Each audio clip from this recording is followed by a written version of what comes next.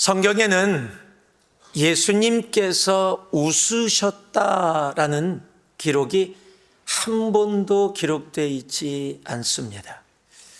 예수님이 웃으셨을 것 같은 상황 가운데 기뻐하시고 라는 모습은 몇 번 기록되어져 있지만 그대로 예수님이 웃으셨다라는 기록은 성경에 전혀 기록되어 있지 않습니다.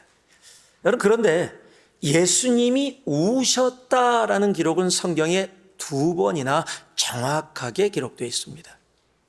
하나는 누가복음 19장 41절에 가까이 오사 성을 보시고 우시며 라고 기록하고 있어요. 이 성은 물론 예루살렘 성입니다. 예루살렘의 의미는 평화라는 의미입니다. 이 평화의 성이 평화의 길을 걸어가야 하는데 멸망의 길을 걸어가는 그 모습을 보면서 안타까워 우셨음을 우리는 알 수가 있습니다. 그리고 다시 한번 우셨다라고 기록한 성경의 구절이 오늘 우리가 함께 봉독한 요한복음 11장 35절의 말씀입니다. 간혹 가다가 저는 그래도 성경 한 구절은 외우고 있어요, 이런 분들이 있어요. 그런 분들이 대부분 갖고 외우는 구절이 요한복음 11장 35절입니다. 특히 영어로 외웁니다. 한국말로는 예수님께서 눈물을 흘리시더라, 좀 길거든요. 근데 영어로는 아주 간단합니다. Jesus wept.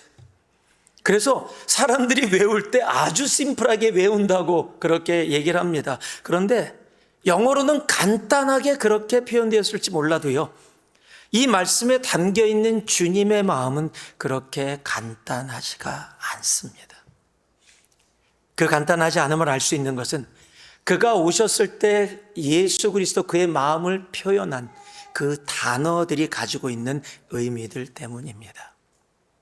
33절에 그가 우셨을 때 마음의 상태를 성경은 이렇게 기록하고 있어요. 비통히 여기시고 불쌍히 여기사라고 기록되어 있어요. 이 비통히로 번역된 단어가 헬라어로 엠브리 마오마이라는 단어입니다. 이 엠브리 마오마이라는 단어는 화가 나서 씩씩거리다라고 좀 마음에 좀 이렇게 어려움이 있는 그 마음의 상태를 표현해내는, 감정을 표현해내는 그런 단어입니다. 불쌍히로 번역된 단어가 헬라어로 타라소라는 단어입니다. 이 단어는 마음이 뒤흔들리다라고 번역이 되는 감정의 격한 동요를 표현할 때 쓰는 단어가 바로 이 단어입니다. 그런데 이 단어를 우리 한국 성경은 불쌍히 여겨라고 그렇게 번역해 놓고 있습니다. 그래서 한국말의 의미인 불쌍히로 우리들이 생각하기 때문에 이 의미가 정확하게 예수 그리스도의 어떠한 마음을 표현해내는지를 알 수 없는 부분들이 조금 있습니다. 또한 성경 자체 예수님의 마음을 표현하면서 불쌍이라고 표현되어진, 번역되어진 것이 또 몇 군데 더 있기도 합니다. 마태복음 9장과 14장에 보면은 예수님이 목자 없는 이스라엘 사람들을 보면서 목자 없는 양같이 여기시고 불쌍히 여기사라고 번역된 부분들이 있어요. 여기에 동일한 한국말로는 불쌍히라고 번역됐는데 마태복음 9장과 14장의 불쌍히는 같은 헬라어가 아닙니다. 여기에 헬라어는 스플랑크 니조마이라는 단어입니다. 이 스플랑크 니조마이라는 단어는 마음의 격한 감정이 일어나지만 이 감정이 어떤 면이냐면 내 창자가 찢어지는 것 같은 사랑이에요. 자비입니다. 그래서 영어는 이 단어를 어떻게 번역하고 있냐면 compassion이라고 번역을 하고 있어요. 근데 이 같은 단어가 또 쓰인 곳이 있는데 그것이 우리가 너무도 잘 아는 누가복음 15장의 탕자에 비유해서 쓰입니다. 탕자가 다시 돌아오는데 탕자는 아버지를 못 봤는데 아버지는 탕자를 먼저 보게 됩니다. 그리고 성경이 뭐라고 기록하고 있냐면 측은히 여겨라고 번역이 되어 있어요. 동일한 단어를 측은이라고 번역을 해놨습니다. 그 단어가 스플랑크 니조마이라는 단어입니다. 타라소나 스플랑크 니조마이 두 단어가 다 본질적으로 내 안에 일어나는 강렬한 감정의 상태를 표현해내고 있지만 타라소는 스플랑크 니조마이와 다르게 조금 격한 안타까움이 있는, 어쩌면 조금 더 대체 이 정도밖에 안 되는 건가, 너무 안타깝다라고 생각하는 그러한 마음이 더 많이 담겨 있는 단어가 타라소라는 단어입니다. 오늘 본문에서 주님이 우셨습니다. 그 우신 그의 마음을 비통하고 안타까움으로 표현하고 있다는 사실입니다. 얼마나 답답하시고 안타까우셨으면 주님이 그런 마음을 가지고 우셨을까요?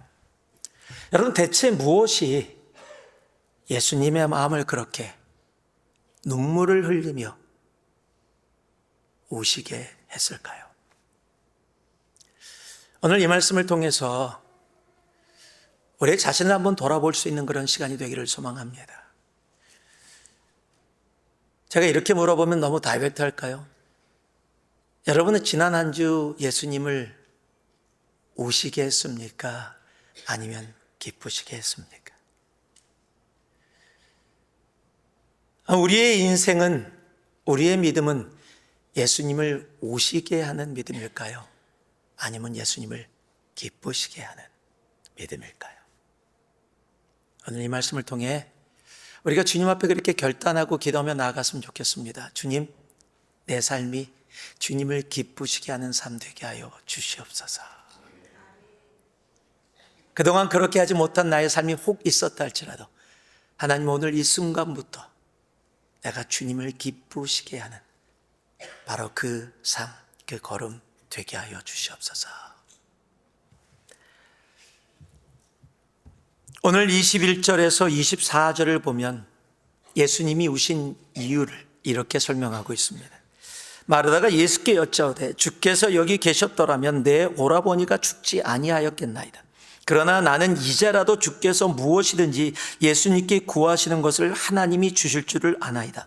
예수께서 이르시되 내 오라비가 다시 살아나리라. 마르다가 이르되 마지막 날 부활 때에는 다시 살아날 줄을 내가 아나이다. 자, 한번 따라해 주시기 바랍니다. 예수님이 우셨습니다. 이해 안에 갇힌 믿음 때문에.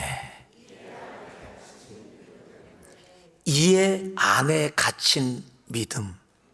대체 이게 무슨 말을 하는 걸까요? 지금 주님이 오시니까 마르다가 일어나서 주님을 마중하러 나아가게 됩니다. 그러면서 주님을 뵙자마자, 예수님을 보자마자 마르다가 뭐라고 얘기하냐면, 주님이 여기 계셨더라면 내 오라비가 죽지 않았을 것입니다. 여러분, 엄청난 믿음이에요. 지금 나사로가 죽은 이유가 주님이 안 계셨기 때문이라는 거예요. 주님이 여기 계셨다면 주님이 분명히 치유하셨을 것이고 나사로는 죽지 않고 살았을 것입니다. 예수님을 향한 엄청난 믿음을 가지고 있어요. 그렇게 고백하고 있어요. 그런데 거기서만 멈추지 않고 하나 더 나가서 믿음을 고백합니다. 그게 22절인데요. 그러나 나는 이제라도, 영어로 even now라고 고백하고 있어요. 이제라도 주께서 무엇이든지 하나님께 구하시는 것을 하나님이 주실 줄을 아나이다.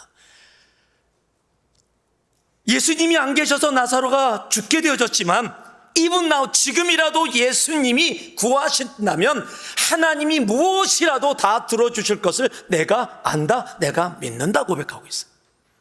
여러분, 엄청난 믿음의 고백이 이루어지는 겁니다. 그 믿음의 고백을 들으시고 주님께서 마르다에게 이렇게 말씀하세요. 23절인데요. 예수께서 이르시되 내 오라비가 다시 살아나리라. 여러분, 이 얘기를 들으면은요, 할렐루야라고 외쳐야 돼요. 그렇지, 우리 나사로가 다시 살아날 거죠 라고 이야기해야 되는데, 그런데 그 다음 절에 마르다의 이야기가 조금 다릅니다. 뭐라고 이야기하고 있냐면요, 24절입니다. 마르다가 이르되 마지막 날 부활할 때는 다시 살아날 줄을 내가 아나이다. 여러분, 이게 지금 무슨 말이에요? 여러분, 지금 주님은 나사로가 부활의 날이 아니라 지금 살아날 것을 말씀하고 있어요. 마르다도 자기 입술을 열어서 뭐라고 고백했어요? 지금이라도, even now, 지금이라도 주님께서 하나님께 구하시는 모든 것을 하나님이 들어 응답하실 것을 내가 안다. 분명히 믿음의 고백을 했습니다. 그리고 주님은 그 믿음의 고백에 나사로가 살 것이다 라고 분명하게 말씀해 주셨습니다. 그런데 마르다는 압니다. 나사로가 살 것입니다. 마지막 날 부활의 날에 라고 얘기를 해요. 여러분, 마지막 날에 다시 살아나는 것은 당시의 유대교, 그리고 특별히 바리새인들에게는 너무도 당연한 신앙의 하나, 그들이 가지고 있는 이해의 범위 안에 있었던 사실입니다. 그래서 마지막 날 다시 살아난다. 그래서 예루살렘에 가면은요, 지금 예루살렘 성지순례를 많이 가게 되면 동쪽입니다. 예루살렘 동쪽이라면 바로 예루살렘 성이 보여지고 모스코 있는 게 보여지는, 바로 많은 사람들이 예루살렘 가면 꼭 사진 찍는 그 자리, 그게 동쪽인데, 그 동쪽에 가면 모든 곳이 다 무덤입니다. 가면은 다 무덤이에요. 저 다 돌무덤입니다. 전부 다 지금 동쪽에 있어요. 왜 동쪽에 저런 무덤이 성 밖에 바로 다 있느냐? 메시아가 해가 뜨는 동쪽에서 오신다고 해서 가장 먼저 일어나려고, 그쪽에서 오니까 동쪽에다가 무덤을 만들어서 다 일어나려고. 그것은 유대교뿐만 아니라 지금 이슬람들도 거기에 굉장히 많은 무덤이 동쪽에 있습니다. 여러분, 재밌는 사실이 뭔지 알아요? 동쪽에 가면 거기에 문이 하나 있습니다. 정문이에요. 그 문이 하나 있는데 다른 분들은 다 열려 있는데 그 문은 완전히 봉쇄돼 갖고 막혀버렸어요. 왜냐하면 메시아가 동쪽 문으로 오신다라고 유대교 안에서 이야기되어지니까 이슬람 사람들이 메시아가 동쪽 문으로 올까봐 동쪽 문을 아예 없애버렸어요. 우리보다 믿음이 훨씬 좋습니다. 아예 못 들어오게 막아버려요. 여러분, 그것이 그들의, 여러분, 마지막 날에 부활하는 것은요, 유대교뿐만 아니라 우리들 기독교인들에게도 굉장히 중요한 진리입니다. 그러나 큰 차이가 있습니다. 여러분, 유대교와 세상의 종교와 큰 차이가 뭐예요? 우리의 부활은 바로 예수님, 바로 예수님을 통해 이루어진다는 거예요. 그래서 지금 여기서 말씀하시는 것은요, 단순히 마지막 날의 부활을 이야기하고 계시는 것이 아니에요. 생명의 주관자 되신 예수님이 지금 나사로가 다시 살 것을 말씀하고 있으신 겁니다. 여러분, 그런데요, 예수님을 믿는다고 당신이 계셨으면 나사로가 죽지 않을 것이고, 지금이라도 예수님이 구하시면 모든 것이 이루어질 것이라고 그렇게 믿음의 고백을 한 마르다가 지금 나사로가 살 것이라고 이야기하는데, 마지막 날에, 부활의 날에 다시 살 것을 이야기한다는 거예요. 저는 이것을 이렇게 표현합니다. 이해 안에 갇힌 믿음. 내 입술은 믿음을 이야기하는데 나의 삶은 그 시대를 반영하고 있는 그 시대의 이해들, 그 시대의 생각들, 그 시대의 생각과 이해 안에 나의 믿음이 갇혀 있어요. 그래서 믿음이 내가 입술 속에서 고백하고 이야기하고 믿습니다라고 다 외치는데, 그 믿음은 이해라는 범주 안에 갇혀 있습니다. 여러분, 이해와 믿음은 서로 상충되는 것이 아니에요. 그러나 믿음이 이해 안에 갇히게 되어지면 믿음은 믿음으로서 우리의 삶에 나타나지 않는다는 사실이에요. 이해는 믿음 안에 있어야 합니다. 그래야 이 세상을 이해하고 이 세상을 알며 믿음 가운데 담대하게 나아갈 수 있기 때문이에요. 우리가 자주 들어서 알고 있는 이야기입니다. 제가 이 예화를 또 여러분이 다른 곳에서도 들은 적이 있을 거예요. 그럼에도 불구하고 제가 다시 하는 이유는 오늘 말씀 속에서 말씀하고자 하는 포인트가 이 예화 가운데 담겨 있기 때문이에요. 그래서 오늘 다시 듣는 분들은 그 포인트를 가슴에 담을 수 있기 바라고요. 처음 듣는 분들은 또 이곳에서 하나님 말씀하시는 말씀을 기억할 수 있길 바랍니다. 이 이야기는 한 교회 신실한 집사님이 교회 철야기도, 금요 철야기도를 산기도를 간 이야기입니다. 하루 종일 일하고 피곤한 가운데 산기도를 가서 함께 기도하는데, 기도하다가 깜빡 잠이 들었어요. 눈을 떴더니 이게 웬일입니까? 모든 성도들이 자기가 없는 줄 알고 다 내려가 버린 거예요. 혼자 산속에, 그날따라 달빛도 별빛도 없는 깜깜한데 너무 놀래서 빨리 서둘러서 내려가겠다고 내려가다가 발을 잘못 디뎌서 절벽에서 떨어지게 됩니다. 떨어지면서 살려고 막 호적거리는데 이게 웬일입니까? 절벽에 뻗어나온 나뭇가지가 손에 잡혔어요. 그래서 간신히 살 수 있게 되어졌습니다. 한숨을 돌리고 있는데 산 것도 산 것인데 시간이 지나가니까 손에서 힘이 빠지기 시작하면서 이제 조금 있으면 이 가지를 놓치게 생겼고 죽게 생긴 거예요.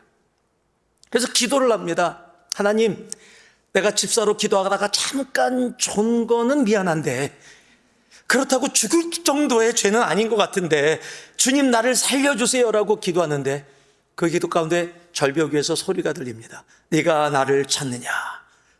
올려다봤더니 하나님의 음성이에요. 하나님 감사합니다. 제 기도를 들으셨군요. 저를 살려주세요. 주님이 물으십니다. 내가 나를 믿느냐? 믿습니다. 그래, 그럼 내가 너를 살려주겠다. 막 소망이 부풀어 올랐어요. 그리고 주님이 말씀하십니다. 내가 너를 살려주겠다. 그러면 내가 붙잡고 있는 가지를 놔라. 그 얘기를 듣고서 잘못 들었는지 아는 거예요. 아니, 주님 살려달라고 했지 내가 죽여달라고 그런 게 아닌데 가지를 놓다니요. 주님 진심이십니까? 주님이 진심이시래요. 그렇다면 잠깐만 시간 달라고. 그리고 가지를 붙잡고 손에 힘이 떨어져 가면서 덜덜 떨면서 생각을 합니다. 결단을 합니다. 그리고 고개를 쭉 듭니다. 그리고 절벽 위를 향해서 이렇게 외칩니다. 거기 하나님 말고 다른 사람 없어. 여러분, 왜 이렇게 되어지죠? 여러분, 가지가 뭐예요? 생명줄이에요. 그 나뭇가지가 있기에 지금 죽을 뻔한 인생이 살고 있는 거예요. 그러니까 우리 이해 범주 안에서는요, 이 가지를 놓으면 나는 어떻게 돼요? 죽어요. 자, 그런데 내가 어떻게 고백했어요? 하나님, 내가 하나님을 믿습니다. 살려주세요. 그랬더니 하나님이 뭐라고 말씀하셨어요? 내가 너를 살려주겠다. 여러분, 하나님께서 살려주겠다고 했고 나는 믿는다라고 했는데 나는 이 가지를 못 놔요. 왜요? 내 이해는 내가 지금 이 가지 때문에 생명을 유지하고 있는데 이 가지를 놓게 되어지면 내 생명은 죽는다라는 세상의 이해 범주 안에 머물러 있기 때문이에요. 세상의 이해의 범주 안에 머물러 있어서 그 범주 안에 나의 믿음이 있기에 그 범주 안에서 이루어지는 믿음은 다 이야기하고 다니는데 정말 그 이해의 범주를 뛰어넘는 믿음, 내가 이 가지를 놓으면 죽을 수밖에 없다. 그런데 하나님이 살려주신다 그랬다. 나는 믿는다고 고백했다. 그럼 믿음의 행동이 일어나는 그 믿음이 나타나지를 못하는 거예요. 이게 이해 안에 갇힌 믿음입니다. 여러분, 우리는요, 믿는다 이야기하면서 세상이 나에게 심어놓은 이해라는 범주 안에서 그 범위 안에서 믿음을 이야기하고 믿음을 논하고 나는 믿습니다 라고 얘기할 때가 너무나 많다는 거예요. 믿음을 이야기하면서 이해의 범주 안에 갇혀있는 믿음을 이야기하는 마르다에게 주님께서 이렇게 말씀하십니다. 예수께서 이르시되 나는 부활이요 생명이니 나를 믿는 자는 죽어도 살겠고 무릇 살아서 나를 믿는 자는 영원히 죽지 아니하리니 이것을 내가 믿느냐. 믿으십니까? 믿으십니까? 나의 이해, 나의 한계를 뛰어넘어 정말 주님을 믿으십니까? 혹시 나도 알게 모르게 내 손에 잡고 있는 나뭇가지라는 세상, 이것 때문에 내가 살아왔어, 이것 때문에 살 수 있어 라고 그걸 붙잡고 주님을 믿습니다라고 외치며 그것을 놓지 않고 놓지 못하고 이것 때문에 내가 살아가고 있는데 라고 그렇게 생각하고 행동하며 살아계시지는 않습니까? 주님이 우셨습니다. 이 안에 갇혀있는 믿음 때문에. 분명히 믿음을 이야기하고 믿음을 말하고 있으면서도 세상이 나에게 심어놓은 그 이 안에 갇혀서 믿음을 말하고 있는 그 안타까운 마음 때문에 주님이 우셨습니다.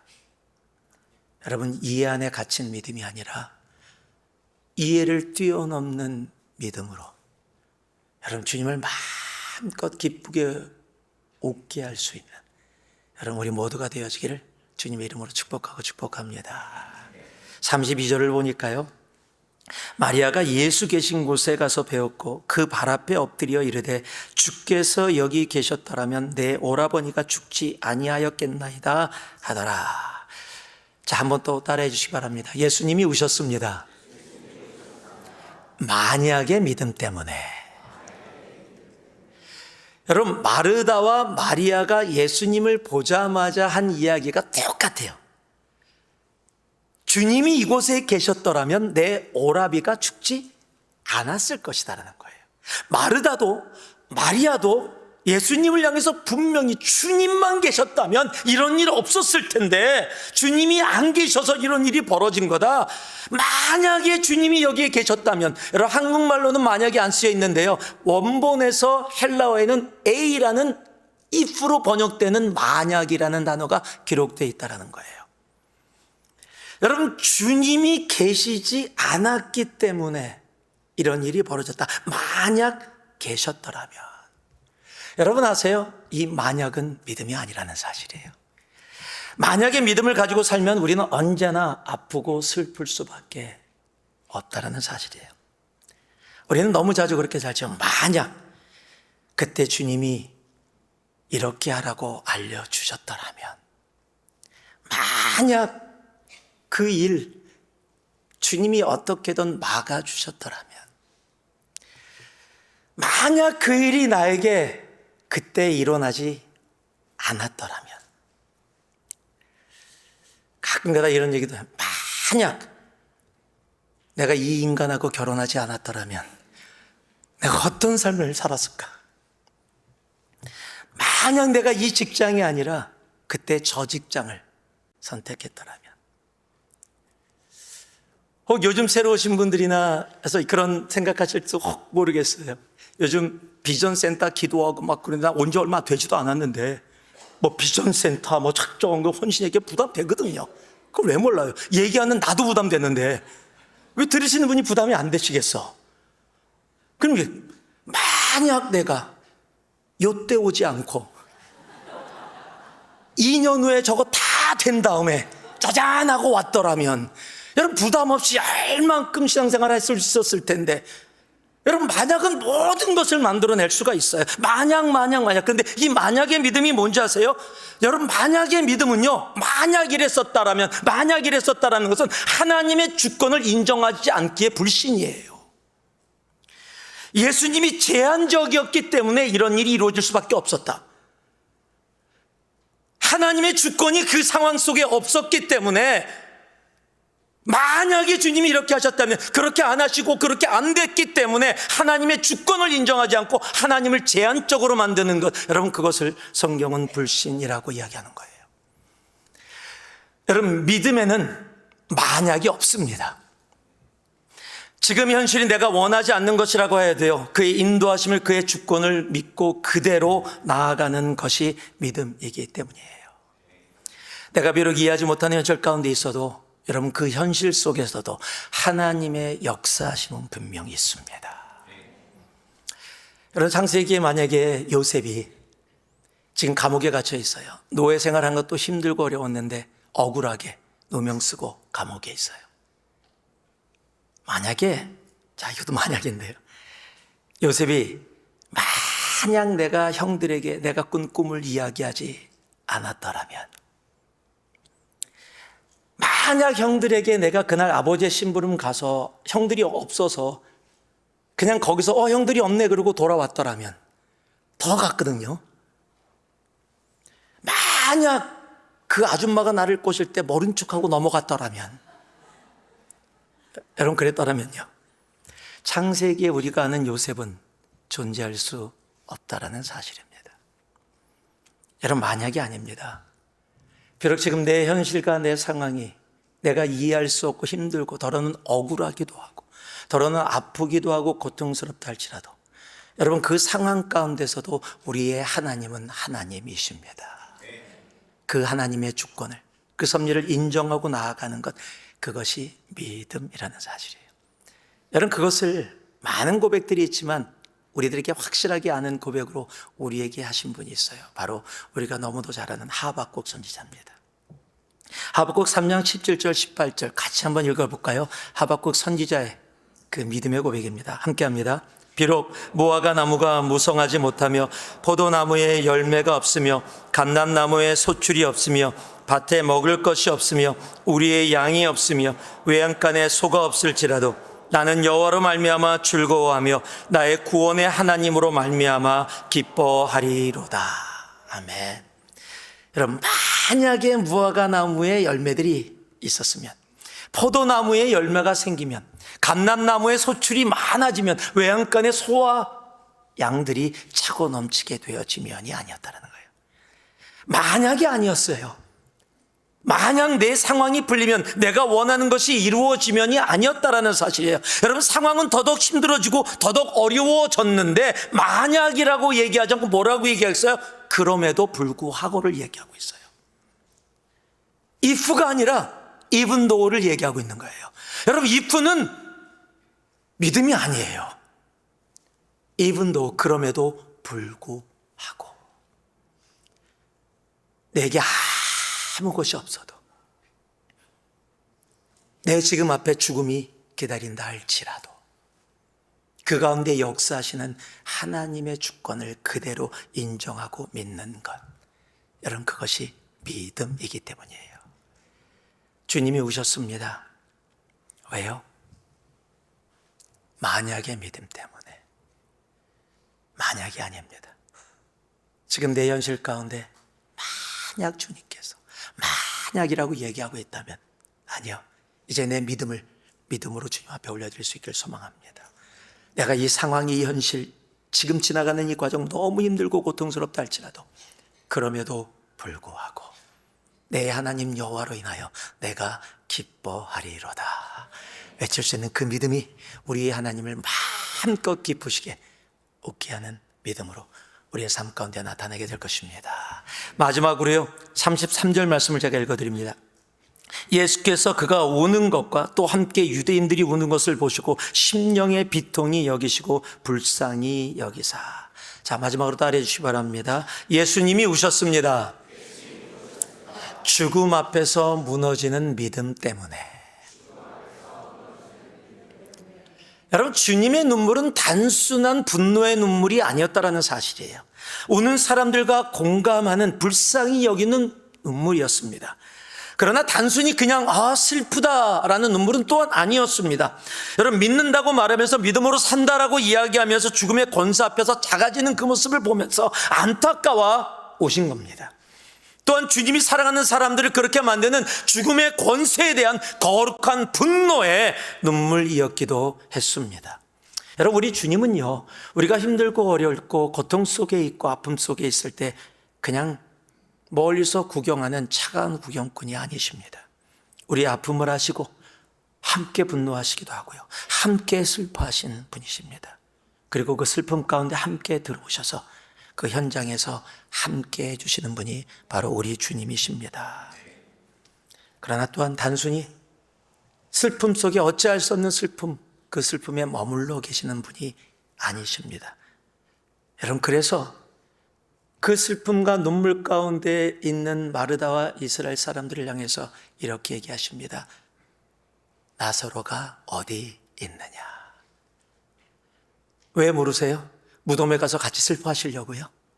여러분, 사람들에게 무덤은 끝이에요. 슬픔입니다. 할 수 있는 게 아무것도 없어요. 고통이에요. 그곳엔 기쁨도 웃음도 없습니다. 그런데 지금 주님이 나사로를 찾습니다. 그의 무덤을 향해서 나아가길 원하십니다. 왜요? 그를 살리기 위해서입니다. 왠지 아세요? 우리 주님은 죽음을 이기시고 부활하신 바로 부활 그 자체이시기 때문이에요. 그래서 주님 앞에서는 죽음이 아무 힘도 없습니다.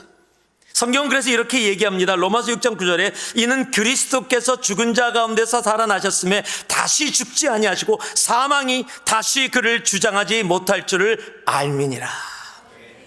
여러분, 고린도전서 15장은요 그래서 이렇게까지 얘기합니다. 사망아, 너의 승리가 어디 있느냐? 사망아, 내가 쏘는 것이 어디 있느냐? 여러분, 죽음은 두려움이 아니에요. 두려울 대상도 아닙니다. 왜냐하면 예수를 믿는, 부활의 주님을 믿는 우리들에게는 죽음이 끝이 아니기 때문이에요. 그래서 우리는요, 죽어가는 존재가 아니라 살아가는 존재입니다. 여러분, 그래서 당당하게 설 수 있는 거예요. 여러분, 우리의 인생 가운데 분명히 죽음이 있을 수 있습니다.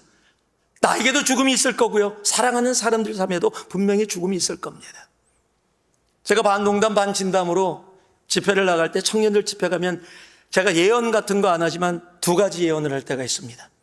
그 예언은 빗나간 적이 없습니다. 청년들을 보면서 너희도 분명히 늙게 될 거다. 그 예언은 빗나가 본 적이 없어요. 또 얘기합니다. 너희도 언젠간 죽게 될 거다. 그 예언도 빗나간 적이 없습니다. 그러나 늙고 죽게 되는 것, 그것이 두려움이 아니라는 거예요. 왜요? 우리가 믿는 예수 그리스도 때문입니다. 그는 부활의 주님, 바로 부활 그 자체이시기 때문이에요. 여러분, 그래서 죽음 앞에서도 사망아 너의 승리가 어디 있느냐, 사망아 너의 쏘는 것이 어디 있느냐라고 담대히 외칠 수 있게 되어진 이유는 바로 그 주님, 죽음을 이기시고 승리하신 그 예수 그리스도, 그리고 그 예수 그리스도가 내 안에 있습니다. 우리의 주님이십니다. 그 믿음이 있기에 여러분, 사도 바울이 죽음을 바로 앞에 두고 있어요. 그 기록이 디모데후서에 기록되어 있습니다. 그런데 이렇게 고백합니다. 4장 6절 8절에 보니까요, 전제와 같이 내가 벌써 부어지고, 이 이야기는 내가 죽을 때가 됐다는 얘기입니다. 나의 떠날 시각이 가까웠도다. 나는 선한 싸움을 싸우고 나의 달려갈 길을 마치고 믿음을 지켰으니 이제부로는 나를 위하여 의의 면류관이 예비되었으므로 주곧 의로우신 재판장이 그날에 내게 주실 것이며 내게만 아니라 주의 나타나심을 사모하는 모든 자에게더니라. 죽음 앞에서도 죽음을 두려워하지 않고 그 죽음 후에 우리에게 허락될 의의 면류관을 바라볼 수 있는 천국의 소망을 갖고 살아가는 자. 여러분, 주님이 오셨습니다. 왜요? 죽음 앞에서 그 두려움 때문에 무너지는 믿음 때문에. 믿음을 이야기하면서도 믿음을 살지 못하는 그 믿음을 이야기하는 그 모습, 그 안타까움, 답답함 때문에. 우리의 믿음은 어떤 믿음인가요? 이 안에 갇힌 믿음 때문에 주님을 우시게 하는 우리가 되지 않기를 소망합니다. 이해를 뛰어넘어 믿음으로, 정말 자그마한 믿음만 있더라도 이 산을 들어 옮기라 하면 옮겨질 수 있는 바로 주님이 우리들에게 주신 그 말씀, 이 말씀을 믿는 믿음으로. 만약에 믿음 때문에 주님을 울지 않게 하는 우리가 되기를 소망합니다. 여러분, 만약으로 살지 마세요. 그럼에도 불구하고로 그 믿음이 하나님을 마음껏 웃게 할 겁니다. 죽음 앞에서 무너지는 믿음으로 주님을 울게 하는 우리가 되지 않길 바랍니다. 누구에게나 죽음은 있습니다. 그러나 예수를 믿는 사람들의 죽음은 다릅니다. 왜냐하면 그것은 끝이 아니라 영원한 생명의 새로운 시작이기 때문입니다. 그래서 당당할 수 있는 겁니다. 그래서 담대할 수 있는 겁니다. 우리가 주님 앞에 그러한 모습으로 나아갈 수 있는, 정말 주님을 마음껏 웃게 하는 그런 우리의 삶 되기를, 주님을 기쁘시게 하는 그런 삶 되기를 주님의 이름으로 축복하고 또 축복합니다. 기도하겠습니다. 사랑의 아버지 하나님, 기도합니다. 우리의 믿음이 주님을 기쁘시게 하는 믿음 되게 하여 주셔서 우리로 인해 마음껏 웃으시는 주님의 그 얼굴을 우리가 믿음 가운데 보게 하여 주시옵소서. 예수님 이름으로 기도합니다. 아멘.